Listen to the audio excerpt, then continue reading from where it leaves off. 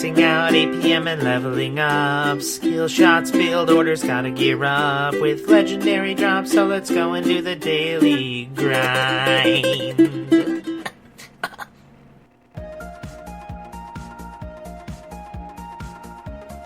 Hey guys, and welcome to the Daily Grind podcast after a very long hiatus. It's a little shameful, it's a little disheartening, but where can you start but pick yourself back up by the bootstraps and get on the mics again. This is level 7. Congrats on following us this far.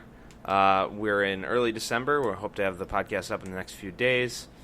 So let's jump into some video games. I feel like maybe the last time that we talked was just after E3, nearly, and now we're playing a lot of the games that we got really hyped for.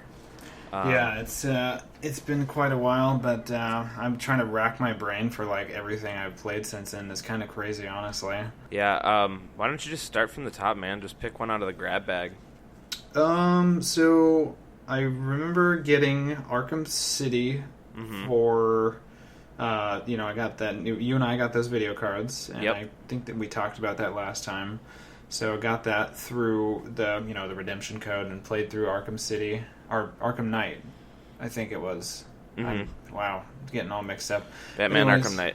Yeah, that was sort of run of the mill game. I was glad to have Mark Hamill back as the Joker. That kind of allowed for some more immersion into the game. Outside of that, though... But Miles the Joker's dead. Well... we'll let you guys play the game, because when I was completely jamming on that game on one of our podcasts, there are some great little bits with the Joker's character.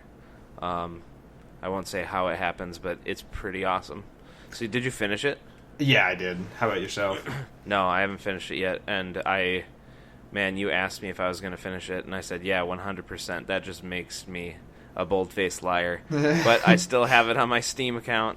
Of course. I was actually just thinking about that because I was listening to a podcast that was talking about Just Cause 3 that just released, and they were talking about the sandbox and the grapple, and it made me really want to dive into Batman Arkham City, or Arkham Knight.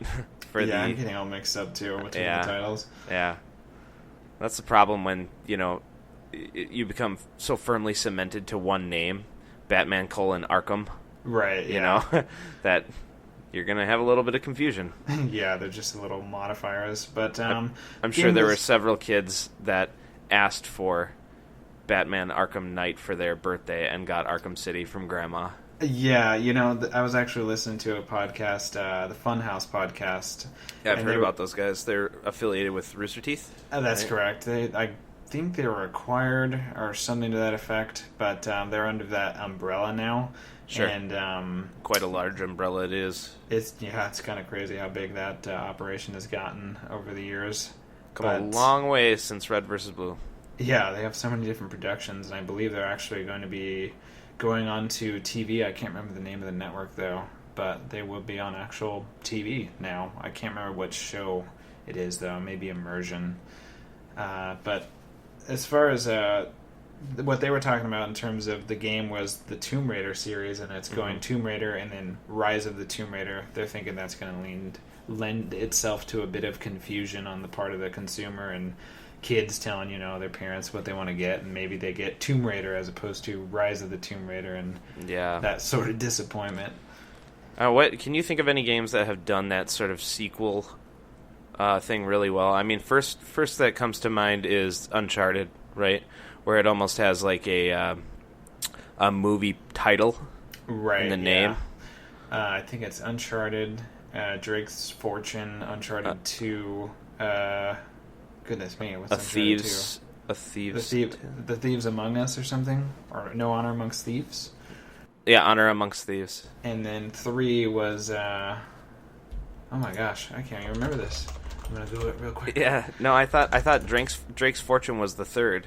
Oh, Drake's Deception was the third one. Okay. And then this last one's going to be a Thief's End. So, but I think it's important to have that number in there for the sequential sort of indicator for the knowledgeable consumer just going into the store to buy it as a gift. But pretty confusing.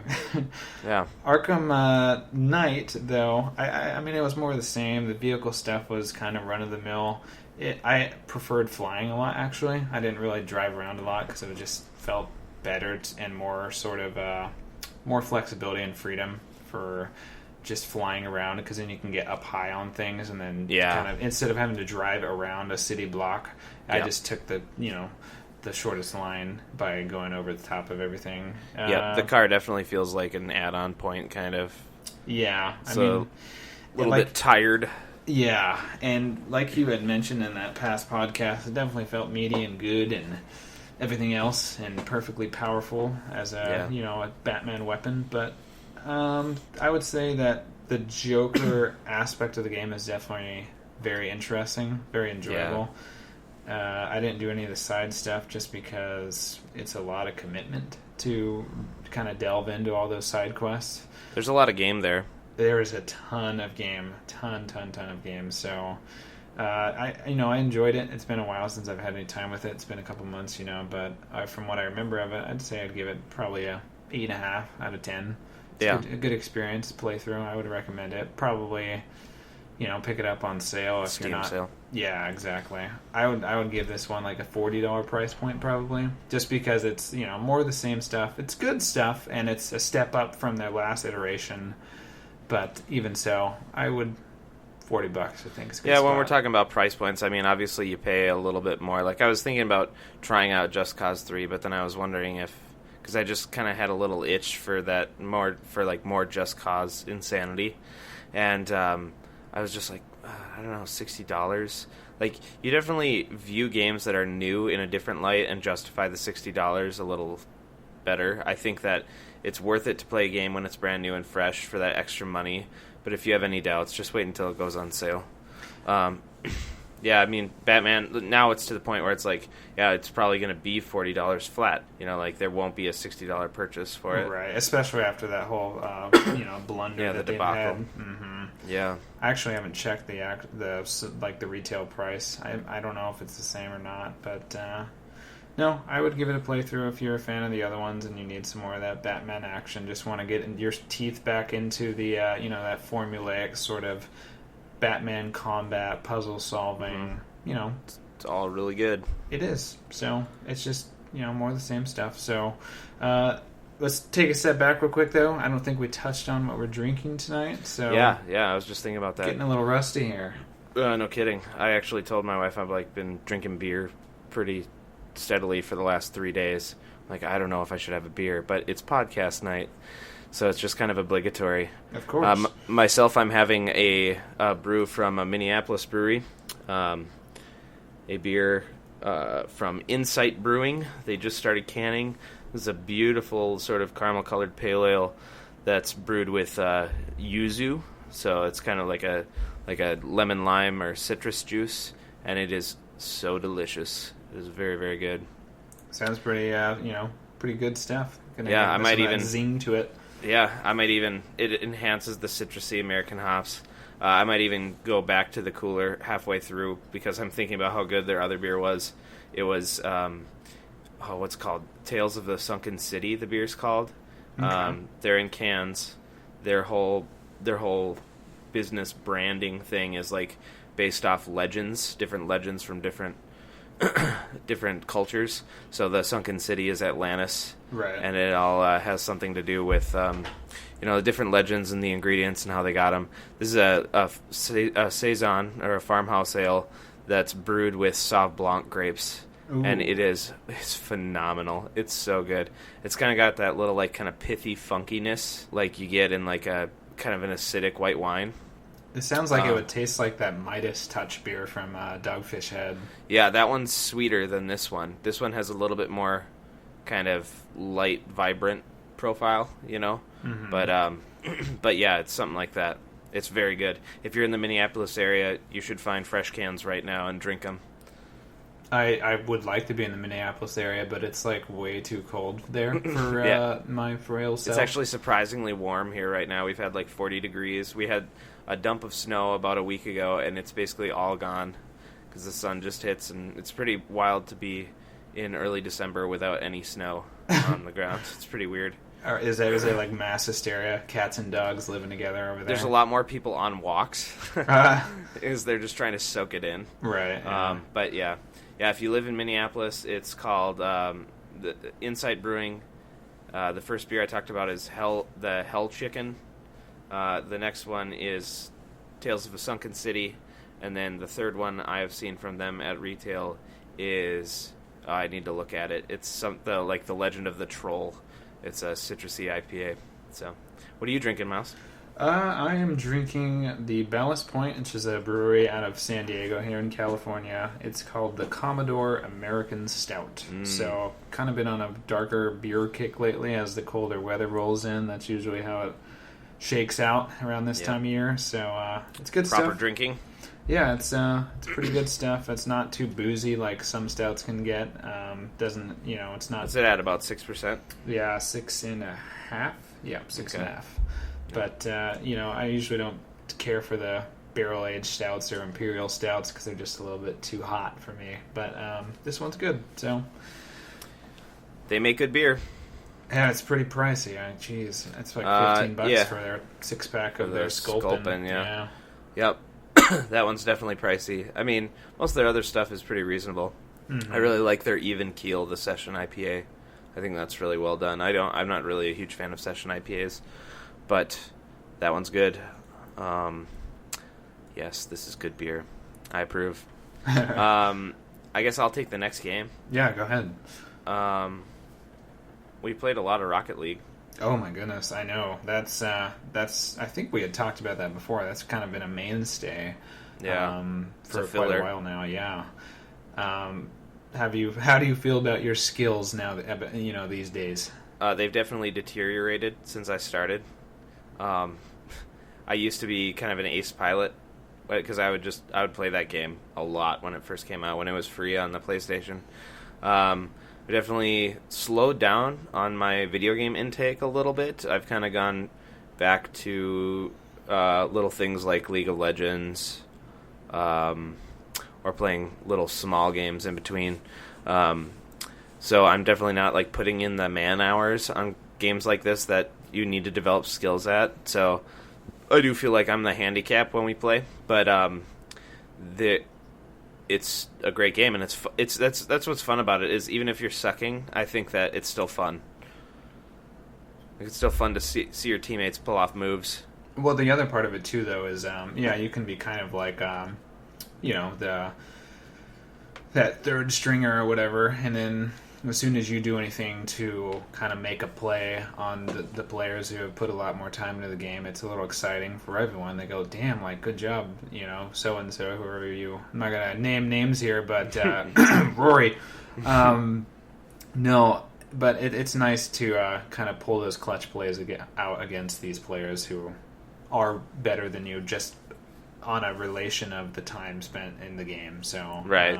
No, it's been exciting. We played a lot on Extra Life and had a little charity event where any swear word said, that was $1 to your tally there. Any own goals were $5.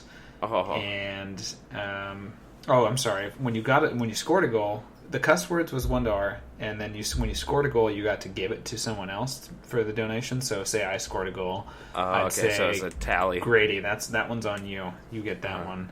No, but it was good times. I would hope to get a little more involvement in more sort of tournaments like that, little brackets for the weekend, if we can get something together on a slow weekend or something like that. Yeah, like a 2v2 kind of thing. Yeah, and we actually dabbled with singles the other night, and that's fun too. I think that's kind of a way to improve your skills, and just your kind of control as an individual. So, have you played much of the new what do they call it? Like the new release for it? Chaos Run. Chaos is the newest Run. DLC. That introduced 2 new cars. That's how these usually work. 2 new cars, more decals, but this one also released a map. I think the map everyone gets, but just the cars and stuff are what you pay for. $4 for sure. The 2 cars, a couple antennas, and new exhaust trails for when you use your turbo. Yeah. But we've been messing around on that. The new map's kind of interesting. The shape of it's a little different. It's kind of more square than it is elliptical. Sure. And so the sides are blown out a bit, and the length, I think, is a little longer. But then the interesting thing about it is that there's some contour to the map. So either of the goals is kind of on the bottom of a hill, and the corners are raised up. And so that contour, and it's a little more interesting in terms of like the amount of momentum you can get behind a ball or getting the high ground. So it's it could be a little interesting, given you have a bit of an advantage over someone who's in the goal trying to come up on a ball, and you're up in the middle of the field and you already have that ground. You get to save a little boost, and you just have a better jump on the ball. It's definitely, I like it a lot, but Ryan thinks it's a little too big for 2v2 at least. Okay. But he thinks there's a little too many, fast breaks. Sure. But no, it's good stuff. You have to get in with this one of these nights. Yeah, for sure. I'd like to. How about you? What else have you played in like the last 4 months that you've enjoyed? I know, it's like I should have taken some breaks along the way. But Metal Gear Solid 5 was a surprise, game. I ended up actually getting that again through the video card. I heard about Newegg was offering Metal Gear Solid. I think it was just Metal Gear Solid, but as a kind of an apology for the blunder that was Batman Arkham Knight. I actually didn't run into any of the issues that people were complaining about, but nevertheless, I took the opportunity to get a free game, and as did I, actually. Yeah, based on your advice. So no, I just like whatever. I'll check it out. I've never been too big into the Metal Gear Solid games. I've heard about how much of a commitment they are to the cinematics mainly, and just it's a really long, drawn out sort of experience. So I gave it a try, and the intro, like you and I had talked about, I remember we were texting back and forth, and just like, oh my god, this is like insane, like over the top, jaw dropping action. Because have you ever, like, are you familiar with sort of the theme, the tone of Metal Gear Solid games? Like, have you beat any of them? And not a single one. I remember I played a couple like really old, probably Metal Gear Solid, the first one. I don't even know. Yeah. But the craziest thing I can remember ever seeing was like, I think it's Raiden or someone you're talking to on the radio just starts to go really crazy. And he's talking about like something Harry Carey rock, and then the guy's just going crazy over the radio comms when he's talking to you. Do you remember that? I do. So that's the only kind of outlandish thing I can remember, but yeah. Yeah, there's like a giant fire whale. Like, yeah. There's just, I don't know, that the tone of the games is always just like so. It's like some of them are a little bit more down to earth than others, but sometimes things get really over the top. And that it definitely has cemented itself as, a brand. Like Metal Gear Solid is, if you like Metal Gear Solid, this is what you're getting into. I think that a game definitely worthy of your time if you can find a way to play it. If you liked MGS5, is Snake Eater, the third one, because I remember, like, I kind of needed to push through the story when it first started, because I wasn't really familiar outside of playing the Twin Snakes game on GameCube. I wasn't too familiar with, like, how insane Metal Gear Solid was, and it felt like a little bit more of a chore. But once you got into the game, that ending is one of the most, like, beautiful and intense endings to a game I've ever played. And it makes you feel like your 30, 40 hours in the game or whatever were well invested. So I'd highly recommend playing that. Really memorable characters. Is that a game that you can get on PC, or would this require like buying up an older console? And that I think it would require either a PS Vita or pulling out the PS2 and finding it. I don't think you can get it on PC. I do have a copy, so maybe I'll send it to you with your next batch of Minnesota beer. Oh. Yeah. Here's a question while we're kind of on that topic of, games, older games, and wanting to kind of glom onto that and experience it maybe without having to, buy up an older console or digging yours out of the closet or whatever. How do you feel about watching, like the cinematics, or at least the key cutscenes, or a combination of the two, on YouTube videos that people have cut together that capture all the plot without actually playing the game. I think it's fine to glaze information from. If what was it that you were doing, the Warcraft series, right, or the StarCraft cinematics? I watched through the Warcraft 3 and the Frozen Throne expansion. Okay. That was this summer. I remember I bought it, the game, and then I was playing it, and I was like, I just kind of wasn't digging it. So, you kind of have these arbitrary sort of barriers to completing levels sometimes, like survive for 20 minutes, and these things that just feel kind of like chore-ish. So I looked up on YouTube if there was like a movie or a cinematics compilation, and sure enough, people have cut these together. So I did it with that, and it was good. And I enjoyed that I was able to just watch through that without having to endure sort of the dated gameplay, I think real-time strategy games, there's definitely a benefit to it. You don't need to deal with all the junk that you need to do in between. Like, I guess you don't need to do the strategy in the real time, So I think there's definitely a benefit to that.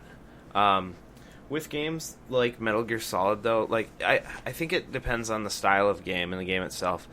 There are games like Metal Gear Solid where I wouldn't recommend watching that because it's like listening to a movie. You're only getting half of the experience, like the thrill. So with games like that, it's just as much about the journey as it is, the things that happen in between.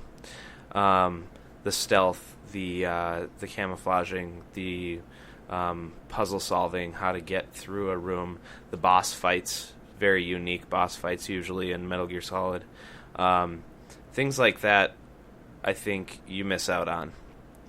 I mean, I'm fine with it if you know you're never going to play a game, but if you get a high recommendation, I'd be like, hey, just, sit down and play the game. Maybe give it 10 hours over a week and see how you feel about it.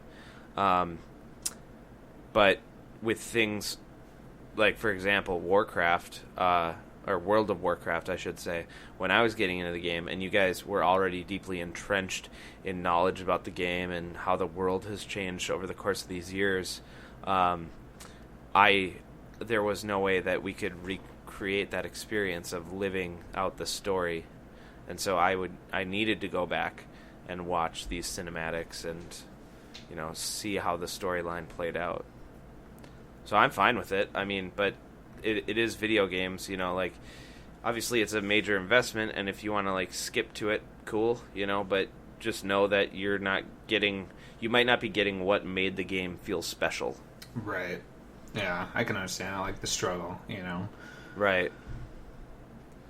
It's like it'd be like, just listening to all the quips from GLaDOS and Portal without experiencing the puzzles, Yeah, I can see that. You don't really get a feel for sort of the overarching personality of GLaDOS, and so I could see that. But like I said, it was kind of, Warcraft 3 is a pretty old game, and it just felt a little dated to me, and so I ended up just watching the YouTube videos. But Chris and I actually had a weekend where I went up to Sacramento and our Woodland, and we played through the first and most of the second one, but it was getting a bit late. Of StarCraft? StarCraft 2. Mm-hmm. So Sunday night, we got pretty far into that, but I ended up just watching a couple of the cinematics from there. But no, it was good. I appreciated my time within StarCraft 2 more so than I did in Warcraft, because it's a newer game, it's just the little quality of life things are kind of sitting in there. I mean, they've come so far. Oh, yeah. I mean, even, like, compared to another RTS I played, which would be Age of Empires, Command & Conquer, Empire Earth, like, some of those other games I played, just playing StarCraft 2, I was like, ooh, that's pretty nifty. I like that. So they add little kind of MOBA things in there with some of your heroes from time to time. So have you played Legacy of the Void? I didn't play Legacy of the Void. I watched that one, so that was my concession, I guess. I played through the first two, and then the third one, I think it's $40, right? Yes. Yeah. And with that, if you were to pre-order, at least you would have gotten Artanis in Heroes of the Storm, and in my mind it was like, well, so maybe the game's $30 because I'm gonna buy Artanis, and then I was thinking about it. You get the whole Blizzard circle jerk going on. Yeah, exactly. But so in my mind I was like, well, I could just pay $30, or I could just watch another sort of compilation of it and call it good, because I'm not really interested. You don't enjoy the RTS. Yeah, well, that, and I wouldn't ever go on to start to hone my skills in multiplayer. Like, that's not something that's right, like, so you would be buying it just for the campaign to experience that. So I could save the $30 and just watch the YouTube video, So it's like, well, RTS as a genre is something that is just way too, like, daunting for me. I feel like with the genres that I play in currently, I'm kind of just, I'm okay, but I don't want to spread myself any thinner. So that was one where it was more of a pragmatic sort of choice in my mind. Sure. But I have played Legacy of the Void. I have not beaten it. I have really enjoyed it. Maybe not as much as I've enjoyed Heart of the Swarm. I think that one was really well done, the one focusing on Kerrigan and the Zerg. Excuse me. The Legacy of the Void expansion, though, is really top-notch. They do some really cool things in RTS that no other game is doing right now. Like, they are the innovators in this genre as far as the campaign goes. I would say, yes, in multiplayer as well. It is the highest played RTS, across the board. Both original StarCraft and StarCraft 2 as far as pure numbers put up. But the really interesting things that they've brought in on this on this expansion is the interactions with your mothership. I'm going to screw up the name because I haven't played it in probably 3 weeks, but I think it's like the Sword of Adun. Spear of Adun. Okay, yep. So generic weapon of Adun. and you can gain abilities to upgrade your ship. So basically, if you do the bonus things or the bonus objectives on missions, or if you're just completing missions, you'll get upgrades to your ship. And these upgrades can be tampered with, kind of. You can increase some upgrades to your ship. You can decrease upgrades to your ship for different missions that it might pertain to. So, for example, you could give it this special ability, or you could increase the amount of drones that you make to harvest.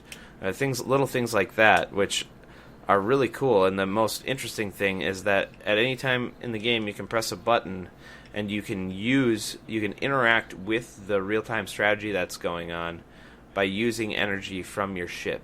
And so you could pulse fire down laser on a key thing that you need to destroy right away. You could just bring in a pylon, at a specific location without any requirements. You just get a pylon. So really cool things like that they've kind of built up to, and I'm thoroughly impressed. Like, nobody else is doing real-time strategy or telling these kind of stories with these cool little mechanics in this fashion like Blizzard is right now. I mean, when they do something right like this, they really nail it. The other, when I'm talking about RTS, also, I just don't really know any of the other players right now in that genre. Can you think of any off the top of your head? A lot of them are older styles. I mean, you have because we kind of bridge the gap in this real-time strategy, like with things like Civ 5, even though that's turn-based. I think the Anno games are popular, and those are real-time strategy. I think I haven't played those.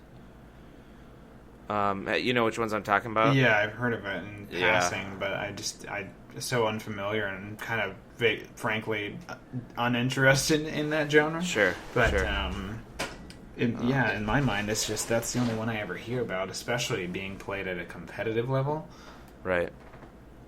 So I'm looking on Steam right now, and there are a lot of little ones, but obviously none of them can hold a stick to StarCraft as far as quality. Mm-hmm. So I liked, I remember when playing through the other two games, you can kind of, it's like a talent tree almost of picking, things for your units, and I thought that was kind of nifty and fun. yeah, it allows you to specialize them in certain ways, sort of modifies the way you play the game.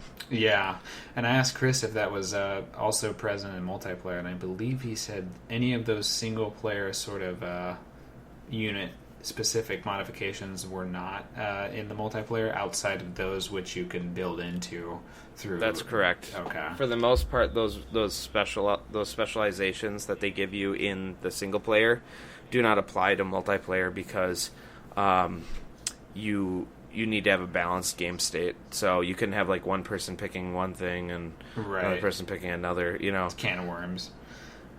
No, yeah, exactly. I did think about that, and I asked him, and he said no. I was kind of disappointed, just because thinking of the depth that would add to the game across that many different unit forks in the road, I guess. But yeah, it's like your skill tree in League of Legends or something like that. Kind of can. Obviously, there's things you just take because they're solid, but it could modify how you play a little character. Mm-hmm. So, kind of piggybacking off that in terms of the innovation you were talking to, is Heroes of the Storm. They released Cho'Gall, who is a hero where two people control one body, and one controls Cho, the warrior. And I believe he also controls the movement. Yes, so, that's correct. Yeah. So you control the movement, and then the other guy, or the other head of your two-headed ogre, I think he's an ogre, he's the assassin of the duo, and he casts ranged things, and one of his abilities is tied to a bomb that Cho throws out, and then you detonate. But I thought that was very interesting. We look at all, you and I have played League of Legends for quite some time, and looking at all of the sort of the unique mechanics that they've brought to the table across all their champions. Yeah. And then this one, a 2-for-1. That's just it's pretty bananas. Yeah. I mean, you've played it. What do you think about it? Well, I mean, I thought it was a lot of fun, especially since Chris was piloting the Cho side of me, my better half, and I think that it's fun. It's a lot of fun. It's maybe a little difficult. You need to have communication with your team, or you really need to know what you're doing, at least with your partner. I like the idea. Yeah, it's super innovative. It's super fun. Yeah, I kind of like being the ride along as well. I just find it to be a little easier, and I don't really like warriors in general. That playstyle doesn't kind of speak to me. I'm more of a support or a assassin, I guess, or a specialist. Just warrior, can't do it. But it's when you're talking about the communication, you can't actually play Cho or Gall, without being in a party with the person. Right. So it would never be a situation where you're not on voice comms. You don't know. You don't have any sort of synergy. But no, I think it's a very interesting thing. I tend to think he's a little gimped, just in the sense that it's a bigger body, so you can kind of get body blocked if you're going for an objective in a tight spot, and they can just nuke you, or any of their disables like Polymorph, for example. It's a 2-for-1. You get two people out for the cost and cooldown of one spell. So I think he could use a little tweaking, just because they can nuke him despite him having a bigger health pool. They can nuke him down, and then that's two players out of the equation, and you don't have two bodies to split up objectives. So, but generally, he's fun. He's a fun character, and does a lot of damage. But definitely like to see that sort of unique play style coming to the table. So. Yeah. You're still enjoying Heroes of the Storm, though? How often do you get on? Chris and I kind of resorted to just waiting for our dailies to stack up 3, so every 3 days I kind of jump on and maybe clear all 3, maybe clear 1, and then get back on the consecutive day and clear, again. But it's kind of just comes and goes in terms of, the desire to play the game, and it's competition with the other games in the rotation right now. But I've recently got into Sergeant Hammer, and she's just been a ton of fun. So I've been playing just for the sake of playing, not clearing quests. Hero League is not. I still kind of just, I'm happy with where I've ended up, and I've peaked in that. I'm not really Hero League being like the ranked play, right, yeah, quote unquote. So I just haven't really given that another earnest effort since my last try. So I don't know. It's a good game. I love it still, and I played League of Legends with Casey a month or so ago, and again, I can't get back into that game. It's just so overwhelming. I very much, I think that Heroes of the Storm is my go-to MOBA, and then as a kind of perversion of that would be Smite. I really still enjoy Smite, actually. Yeah. So that's just kind of that third-person MOBA. But see, I want to talk about my thoughts on League of Legends. Sure. Because I've gotten back into that game as a filler, or if I'm just like super tired at 9 p.m. and I'm like, okay, I'm going to play one game before I go to bed. And I was trying to sort of just gain a better understanding internally of sort of what the game means to me and like why I keep coming back to it time and time again. And the best way that I can describe it is that it's like my World of Warcraft. Because coming into World of Warcraft with you guys as very seasoned players that grew up with the game, you're able to pick up that game at any point and basically, just get right back into it, like pick up where you left off. And that's how it is for me in League of Legends, because I worked so hard and put in so many hours into the game to like get certain mechanics and techniques down that I'm just familiar with. And obviously some of that dries up over time and you're not as quick on your feet. And even though there's less systems to deal with in League of Legends, that's like the game that I can come back to at any time because I love it so much and it's so familiar, That's I don't know. That's kind of like my initial thoughts on expressing why I'm still playing it. Why I keep finding myself coming back to it. It's like your comfort zone in terms of well, just like we talked about before with Halo, I believe, was kind of like you jump back into that and you're like, okay, like I feel comfortable in this realm of like FPS, the FPS genre. This is the one that stainless steel, baby, don't rust. yeah. Well, and that's how it is with League of Legends. Is I know that unless I take 2 years off from the game or something like that, I am always going to be playing at a silver level. Right, like relatively competitive, like upper echelon.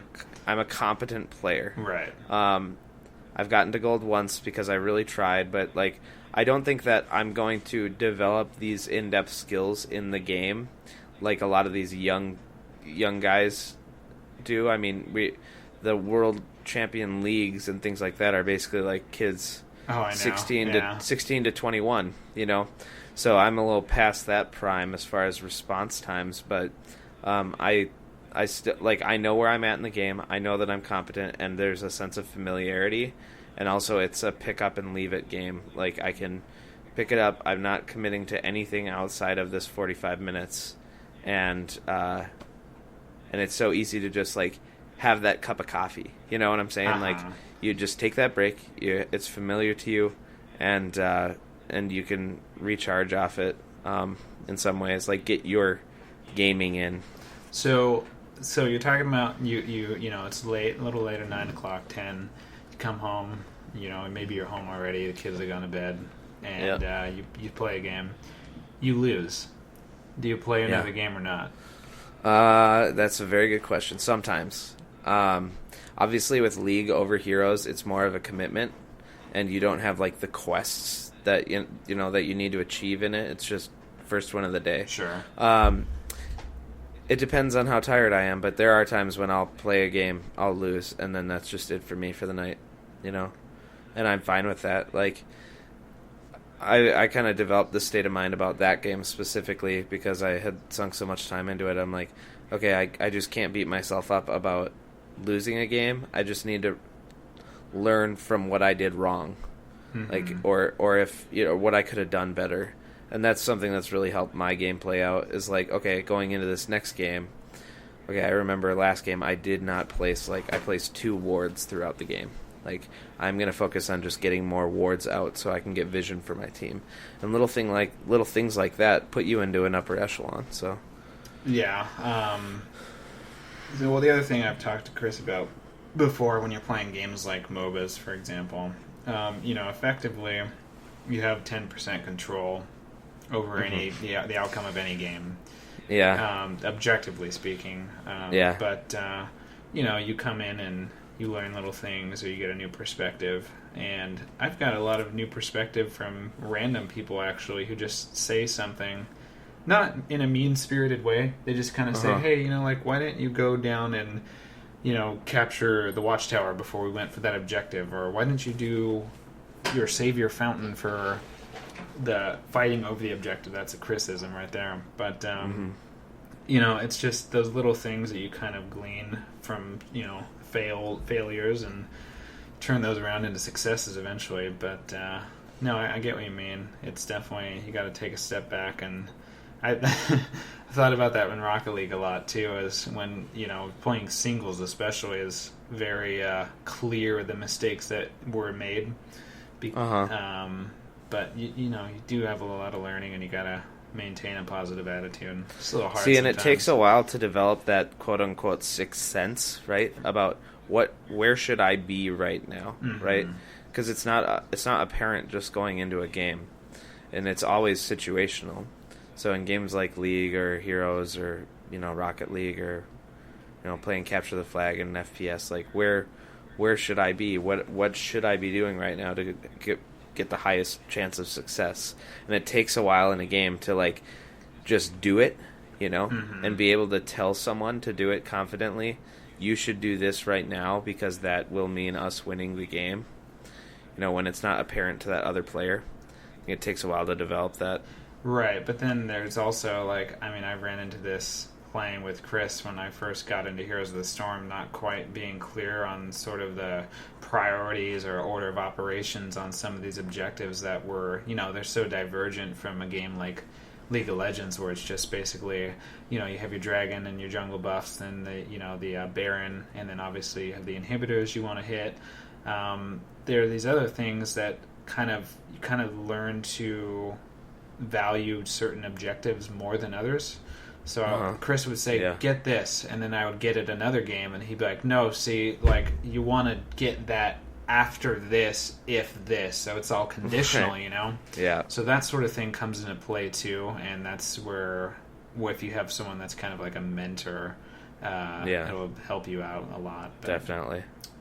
so, that's the same with Hearthstone, too. Nick Blackhawk is another friend of ours from Minnesota, and listener still, maybe, after the long hiatus, maybe. But, he's kind of observed a few of my games, or spectated, rather, in Hearthstone, and, gave me a few pointers about value and mana curve and stuff like that. So, no, it's definitely welcome, and I like that sort of criticism or feedback, just to kind of be a little more relevant, like you were talking about. So yeah. Speaking of Nick Blackhawk and his substantial knowledge on card games, I've taken the dive into Magic the Gathering pretty hard, even though I haven't. I have a substantial collection now of cards, and I'm able to make several decks with them. He is a very knowledgeable person about card games, if you're looking for help on Hearthstone, look to that guy. But he's been able to talk to me about some sort of basic theory in some deck building and excuse me, and making plays, like when is it proper to play this and this and this. And Magic the Gathering, man, that is a large world out there. So, okay, well, when we're talking about, comfort zones across genres, Hearthstone and Magic the Gathering is not quite a 1-to-1 ratio. No, definitely not. But would you say you're more comfortable in Hearthstone or Magic the Gathering? I'm way more comfortable on Hearthstone. Just because of the smaller pool of cards and... Yep, okay. It's easier to decide on the right play to make, oftentimes, if your mana curve in your deck is good. Like, you're playing the 1, 2, 3, 4 combo when you have that much mana. Like, it's a little easier to make those kind of decisions. Whereas, because all you do is interact on your turn, right? Their turn, you don't really interact except for secrets, I guess, is a way that you can interact with them. But in Magic the Gathering, you're able to take actions in specific windows on their turn. So they could play a creature, and you could have a counter spell up and say, no, you don't get to play that creature. But you need to pay the mana. And then the interesting thing about it is, so say you have 5 mana of various colors on your board, and you use 3 on your turn. It goes to their turn. You still have that 2 up, so you could be threatening a counter spell or something like that, or you could just be bluffing that you have a counter spell. I see. Right? So and it's then, like a rollover mana. Yeah, exactly. So, and then when it resets, when your mana resets, is on your turn. So they take their turn, and you couldn't even... If you use that mana on their turn, you immediately have it when your turn starts. Right. So there's a lot of keywords in the game. Like, it's a 20-year-old game. They've built up a lot of keywords. There's a lot of different interactions that I am still learning. It is a very intense game.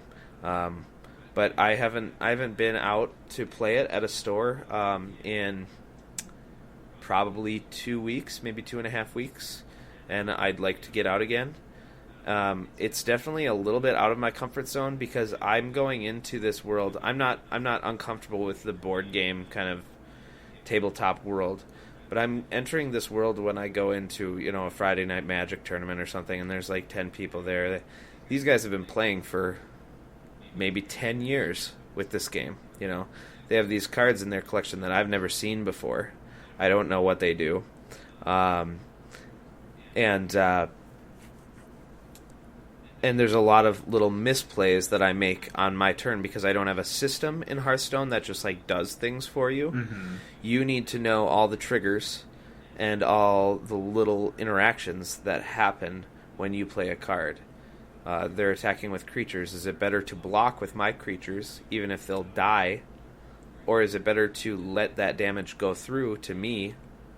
Because that's another way you can interact too, is they just attack you, and then you can say, I'd like to block with this, this, and this. Whereas Hearthstone, they're picking where their attackers are hitting. Right. So there's a lot of... there's some crossover. Magic has made me a better Hearthstone player. Hearthstone player has allowed me to get into Magic because I have kind of a baseline understanding of theory of the game, like how should I play a card game, a competitive card game, to highest advantage and to highest value. And yeah, I've had a lot of fun with it. If I was a younger guy that had more free time and more time to just goof around with friends, I'd probably be, really into the game right now. But as it stands, I don't really have the time to be hardcore about it. But the time that I have spent has been a lot of fun. Well, you've definitely been pretty sustained in that. I mean, you kind of were ramping up when we went to Minnesota. I remember you got one of those new release boxes and stuff. Oh, yeah. So, it's definitely been quite a journey for you at this point. Yeah, it's one of those things that, I hope to maybe, 6 years down the line be teaching my son how to play very simple Magic decks and, hopefully still have the gusto to go into a store with him and, teach him how to play and things like that. So, or even my daughter, she's into it. Yeah, no, that's cool. By the way, my daughter is killing it with the video games right now. Really? Like she wants, it's to the point where she wants to play and we need to say no. Oh, yeah. Like, no, you can't play. Yeah, she's an extremely proficient Super Mario 3D World player. She'll just ace some of these levels that are super hard, like have hard platforming. She's able to get first on 50cc in Mario Kart. Nice. Pretty regularly. Because I think she was playing that when we were there, or maybe over Skype. I heard her. You were trying to coach her through some of the stuff, but yeah, it sounds like some good progress. Yeah, she's pretty legit. And then there's other games that I don't really like Disney Infinity. Oh yeah, that yeah. are a little too over her head, but we have the figures, so she just likes to be Anna from Frozen or Tinkerbell or Minnie Mouse. So, but yeah, she's good. That's cool. How many of I'm those? gonna make a YouTube video of her playing sometime. You have to just have her like punking some like older people, or doing like Yeah. Mario Maker, just going through and like just smoking all those Just people's embarrassing levels. people. Yeah. No, platforming is one that I can't do anymore. Like I don't know. Like Ori and the Really? Blind Forest just killed me. That was such Yeah. a struggle. Yeah. I really enjoyed my playthrough because when she was younger, she didn't really know how to play Mario, but she liked to watch it. Mm-hmm. And so I actually played the Super Mario 3D World in front of her while she was watching, and I aced the whole thing. And there's some really fun stuff in that game. Yeah, but I know what you're saying. Like platforming as a genre has definitely fallen by the wayside for me too. Yeah, it's just not one of those ones that I ever reach for. And Ori and the Yeah, Blind it doesn't Forest. really challenge the adult mind. You know what I'm saying? Like, there's not puzzles or tiny interactions. It's basically just get from A to B. Right. Yeah. You know? Kind of chaining together. Ori and the Blind Forest, I think, was one that kind of caught me because of like the chaining of mechanics, and it was a little more complex than other platformers I've been used to, where it's just like run, jump, manage your speed so that you don't slide off the edge of this one, and then jump before you do slide off the edge of this one, and I don't know. Yeah, that mentality screams Super Meat Boy to me. Oh yeah, yeah. It's like Super Meat Boy was just ruined me. That was a great game. All right, guys, there's a lot more games that we need to talk about. We're running the schedule a little short tonight for sleep reasons. We hope to record again very soon, and we'll talk about all those games that we didn't get to. Like Fallout 4. Fallout 4, Star Wars Battlefront. Oh yeah, Star Wars. Jesus. Yeah, let's see what else is in my. Yeah, there's a lot. There's a lot out there. I'm hoping to talk about The Witcher 3. Oh yeah. Because I just picked that up because it was half off, and it's like one of the most heralded games of the year. Game of the year. Yeah, I mean, like it's pretty serious deal. Yeah, so we'll try and talk about some of those games that we haven't talked about, some of those new additions that you guys might be curious about our thoughts on. So, for the time being, au revoir, goodbye, adieu. And congratulations on making it through level 7. And thanks for sticking around and not putting us on your podcast bookshelf, library, dusty thing stuff. Ding.